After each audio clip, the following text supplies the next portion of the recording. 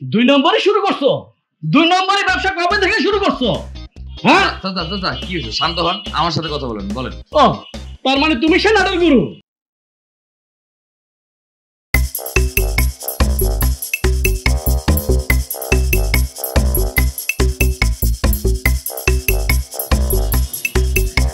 কিরে মনে মুখে একটা মিষ্টি দিছিস? এদিকে দাঁড়া, এদিকে তোর মুখে তো বলে দিচ্ছে যে তুই কিছু না কিছু খাইছিস। স্বীকার করছ না কেন তুই? আমি যে নতুনটা মিষ্টিটা বানাচ্ছি না, তার মানে তুই গোডাউন থেকেও খাইছিস তাই তো? নাহলে জানলি কেন যে টেস্ট?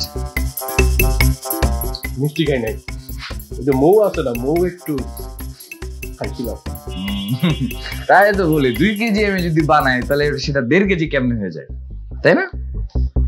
নেক্সট থেকে খাইলে আমাকে বলিস। ওই বিলাই, দুই নম্বরই শুরু করছো? দুই নম্বরই ব্যবসা কবে থেকে শুরু করছো? হ্যাঁ চাচা চাচা কি হয়েছে? শান্ত হন, আমার সাথে কথা বলেন। বলেন। ও তার মানে তুমি সে নাটের গুরু? তুমি সে নাটের গুরু? বাবার সম্মান তো আর রাখলে না। আরে মিয়া ছোটবেলা থেকে এই কালাম কাকার দোকানের মিষ্টি খেয়ে বড় হয়েছি। আর মিয়া তুমি 2 দিন থেকে আইয়া দোকানের ভিতরে কি শুরু করে দিছো মিয়া? হ্যাঁ 2 নম্বরই কবে থেকে শিখছো? কোথ থেকে শিখছো 2 নম্বরই? ও বুঝতে পারছি, চট্টগ্রাম থেকে বাটপারি শিখে আইছো। হ্যাঁ চাচা দেখেন আপনি কিন্তু অনেক উল্টাপাল্টা কথা বলতেছেন। কি প্রবলেম হয়েছে সেটা কোন আগে।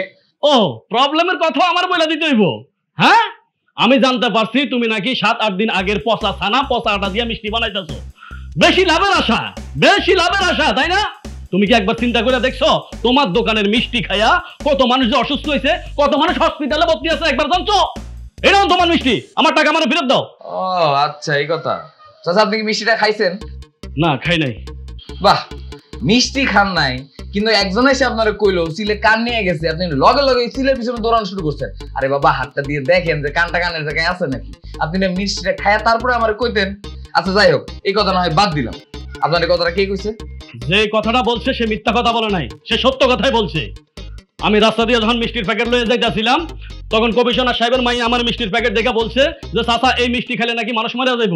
তখন আমি জিজ্ঞাসা করলাম আসলে ঘটনাটা কি? সে বলল যে এই ঘটনা। পোস্তা কইছি না, ওই যে কমিশনার মাইয়া এই দামেলাটা করতেছে। দাঁড়া চাচা,